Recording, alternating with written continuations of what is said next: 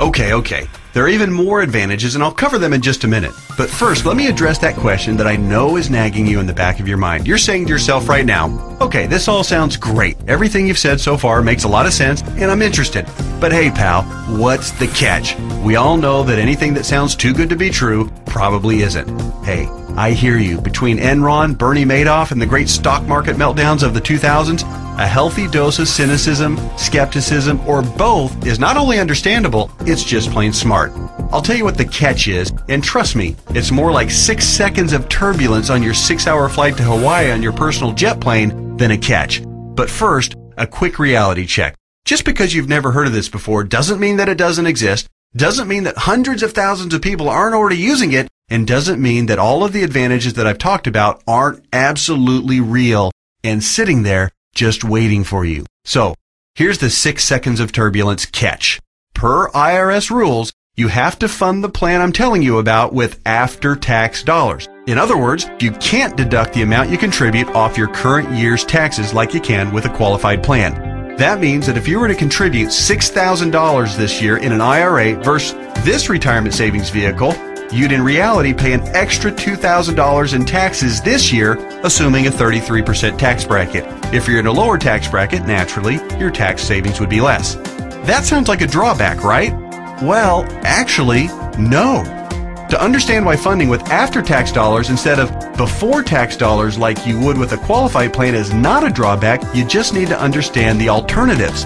Answer this philosophical question. If you were a farmer, would you rather pay taxes on the small sack of seeds when you purchase them in the spring, or would you rather pay taxes on your entire harvest when you sell it in the fall? Well, do the math. If a farmer bought $1,000 worth of seeds and was taxed at 8%, he'd pay $80. But if the farmer planted those seeds and paid the same 8% of taxes on a $50,000 harvest, he'd pay $4,000 in taxes. 80 versus 4,000. That's a 50 times increase in taxes paid. The same rationale applies to your retirement savings. In fact, the amount of money you save on upfront taxes with a qualified plan, remember, you'd save $2,000 in taxes by making a $6,000 contribution into a qualified plan, okay? Will almost certainly be dwarfed by the taxes you pay at retirement, to the tune of about 10 times at least. Here's why. If your $6,000 grows to $100,000 over the course of the next 30 years, remember the magic of compound interest. This is very reasonable. You'll pay at least $33,000 in taxes on the harvest. We already talked about this earlier. That's $33,000 straight to the IRS right when you'll be needing it the most. Would you rather pay $2,000 in taxes right now or $33,000 at least in taxes later? It's as simple as seeds and harvest. I've said it once and I'll say it again. No wonder Uncle Sam loves qualified plans so much. It's his way of protecting his financial future. Okay. So let me go ahead and draw back the curtain and show you what the jet plane of retirement savings vehicle is. Just do me a favor and hear me out, because I'm going to admit it right now, right up front, it might sound a little, well, boring right at first. That's because it's a life insurance product called Indexed Universal Life Contract, or IUL for short. Stick with me, Skipper. Don't be fooled by any stereotypes of what you may think an IUL is. This is different than any kind of whole life or variable life or universal life plan that you may have heard about or purchased in the past.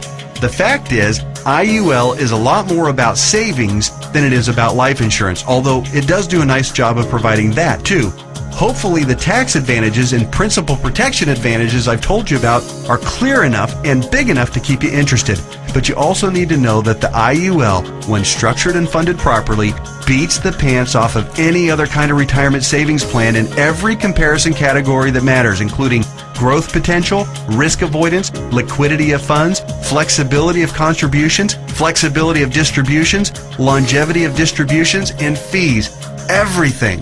Listen, insurance companies, by law and by track record, are extraordinarily conservative.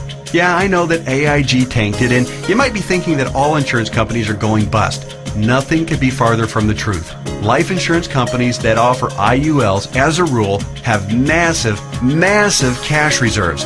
One company, as an example, had operating revenues in 2008, the worst year of the recession, of $14 billion. Earnings of $1.3 billion, and cash reserves at the end of the year of $12.8 billion. There's a reason people think of life insurance companies as old, stodgy, conservative curmudgeons, because they are. Their stodgy curmudgeonness is also a part of the reason you've never heard of an IUL before.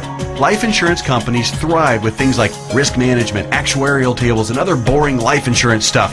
But they don't know jack when it comes to communications. Go online right now and read their brochures. It's like reading hieroglyphics. Boring, painful, obtuse, hard to understand, and that's just the table of contents. But that doesn't mean that this product, Indexed Universal Life, is anything less than magnificent for creating wealth. The IUL, Indexed Universal Life, gets its name because it's indexed to the S&P 500, which simply means that it mirrors the growth of the S&P 500, which, for your information, has returned over 9% per year on average for the last 27 years, even with all the crummy years in the 1980s, right after 9/11, and 2007 and 8. Remember that? But here's the best part, and what makes an IUL so darn attractive as a retirement savings vehicle. The reason IUL accounts, when structured properly, won't lose principal is because the lowest return guaranteed by the contract is 0%. Or in technical speak, they have a floor return of 0%. They can't lose money. If the stock market tanks for the year, your IUL contract doesn't take a big hit. It just stays even right where it is. Stated differently, an IUL locks in the gains during up years, but it doesn't participate in the down years. Take that, IRA. You can't even come close to competing with that. Everyone knows that portfolio losses are killers because you have to double up just to get back to even. You eliminate that risk with the IUL since your floor is 0% annual growth. No loss of principal. Compare that to the devastating 37.2% loss of the S&P 500 in 2008.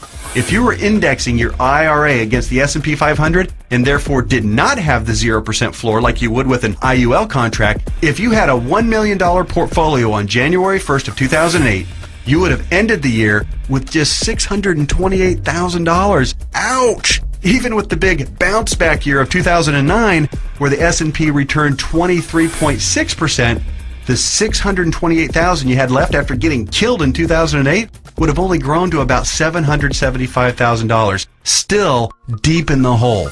Not with an IUL.